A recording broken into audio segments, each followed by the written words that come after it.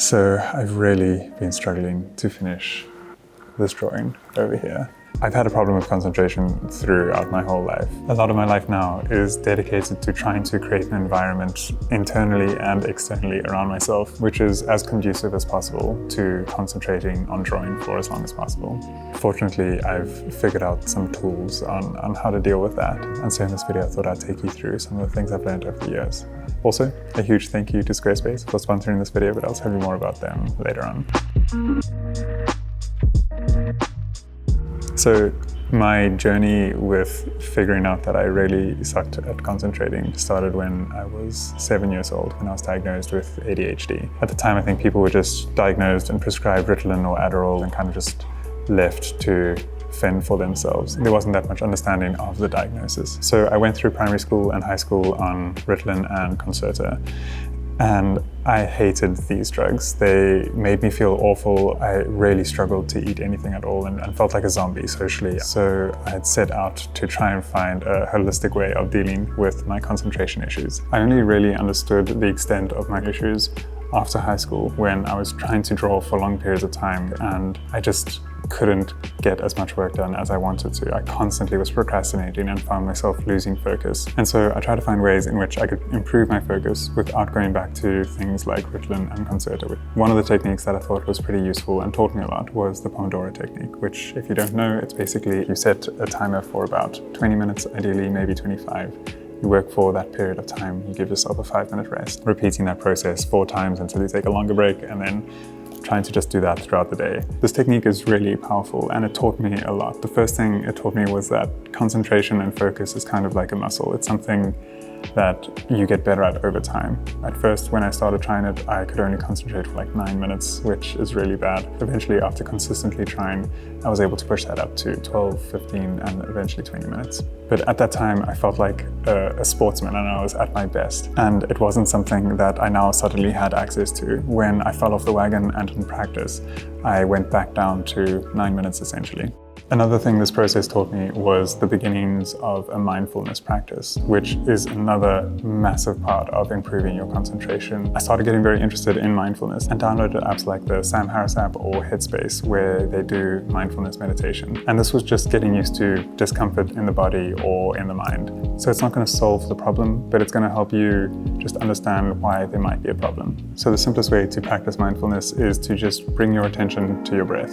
And when you do that, you just simplify your thoughts, which bring things to the surface. The benefit of this was that I noticed that I'd often be physically uncomfortable. I'd be standing too much on one leg, I need to shift over to another leg, and realizing that maybe I'm standing too much, I need to sit down and work and try and reduce the amount of discomfort in my daily practice. Which brings me on to the next thing. Practicing mindfulness was just the door opening to a whole lot of maintenance that I needed to do. The next level of distractions that I was experiencing was like an argument that I'd had with someone or circumstances that are playing on my mind. And the problem is that it's using a lot of energy to have this tape on repeat, especially when there's no redemption from those thoughts. They're just spiraling and continuously playing. And when I started practicing mindfulness, I was able to notice the pattern and often catch it before it was a week-long period of really struggling with work and not knowing why. There's a massive caveat with all of this, especially with mindfulness, which is it's not this amazing state that you're constantly in. It's something that you have to physically practice. And because of that, it's really hard to maintain. I'll often go through a phase for like a week or something where I'm so on top of it and everything is easy, and then fall back into an almost zombie-like state where I'm not really awake. I'm just kind of going through the motions of life.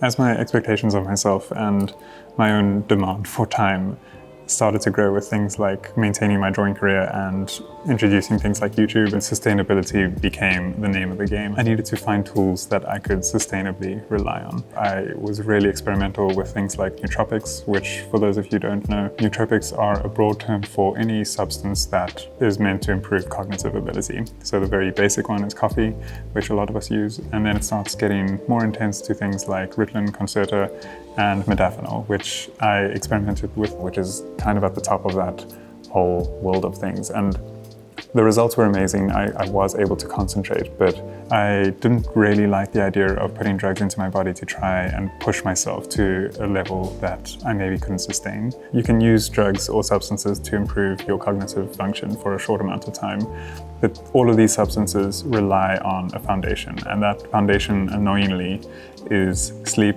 exercise, and diet. Unfortunately, those things are really hard to maintain. And so the way that I use it now is, if there's a massive task at hand, I will then start to focus on my sleep, diet, and exercise in an attempt to try and just prepare myself for the next month or 2 months of hard work. And what they do is they greatly diminish your chances of burnout because you have an outlet and you have rest. And secondly, they prime you for a lot of strain on your body. So being stressed mentally has a physical strain as well. So to run through the checklist really quickly, with sleep, you're aiming for consistency, so going to bed at the same time. You need a dark room, so make sure that there isn't light pollution in the space you're in if possible. It will help you out in a huge way. The next thing is diet, and there's no advice that I can give you here. Everyone's diet is different.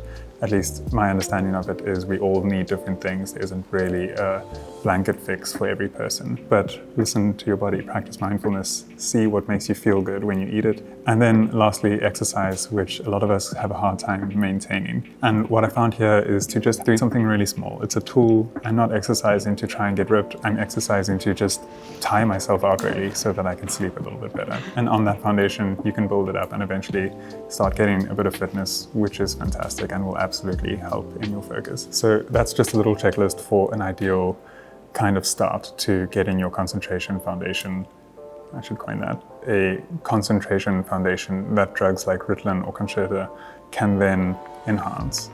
This drawing behind me was really difficult. It reminded me that I don't have the answers to everything, but I have some tools which can help me figure things out. The key is exploring all of these tools to help you manage the side of yourself.